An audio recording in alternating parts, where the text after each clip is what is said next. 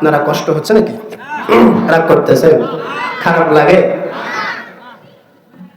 ইন্নামা আমওয়ালুকুম ওয়ালা আওলাদুকুম ফিতনা আল্লাহু ইনদাহু আজরুন আযীম।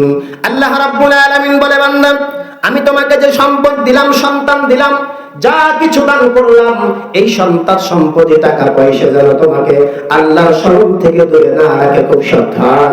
আল্লাহ রাব্বুল আলামিন বলে, শোনো বান্দা শোনো, যে আল্লাহ রাব্বুল আলামিনের রাস্তায় খরচ করবে, আল্লাহকে দিয়ে দিবে, আল্লাহর মসজিদ মাদ্রাসায় দান দিবে, ফকির মিসকিনকে দান করে দিবে, আল্লাহ রাব্বুল আলামিন বলে, বান্দা শোনো শোনো, কিয়ামতের ময়দানে আমি আল্লাহ তোমার জন্য মহা পুরস্কার রেখেছি। যেরকম সুবহানাল্লাহ। যে আল্লাহর রাস্তায় দান করবে, আল্লাহ রাব্বুল আলামিন তার জন্য সম্মানজনক মহা পুরস্কার কিয়ামতে অপেক্ষা করতেছে। আল্লাহ রাব্বুল আলামিন তারপর আয়াতে বলেন, আল্লাযীনা ইউকিমুনাস সালাতা ওয়া মিম্মা রাযাকনাহুম ইউনফিকুন। আল্লাহ রাব্বুল আলামিন বলে, বান্দা শুনো, তুমি সালাত কায়েম করো, আল্লাহর ভয়ে সালাত কায়েম করো, আল্লাহর ভয়ে নামাজ কায়েম করো। আমরা মুসলমান এক ওয়াক্ত পড়লে 3 ওয়াক্ত বাদ যাই, ঠিক কি রে? কথা বল না কেন?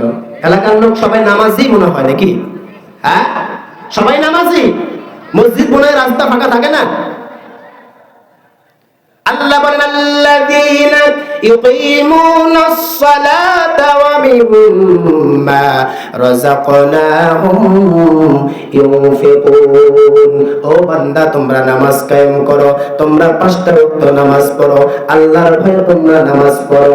আর শুনে রাখো, শুনে রাখো, ওয়া মিম্মা রাযাকনাহুম ইউনফিকুন।